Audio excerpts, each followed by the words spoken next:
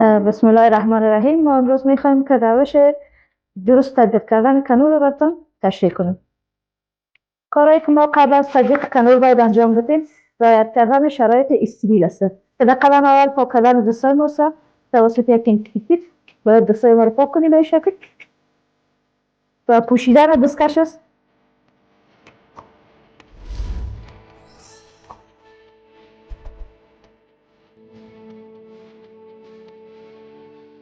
و انتیسپتیک است که شامل الکل پت نباشه برای پاک کردن همین ناحیه کانول را که ما استریل کنیم ناحیه کانول و تورنیکت است.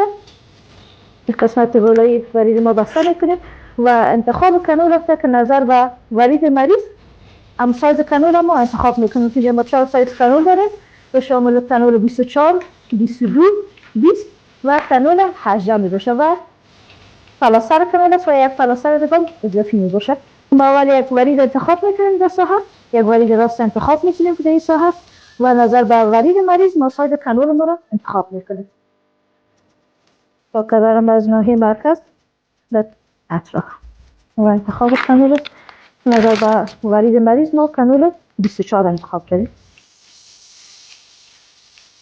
کانول بین زاویه 15 الی 30 درجه داخل ورید ما که مطمئن شدیم که کانول ما داخل ورید است یا منطقه باز میکنیم قسمت مکان میگیریم که خون نکنیم ما باید تصریف کردنش بالا سر کانول استفاده میکنیم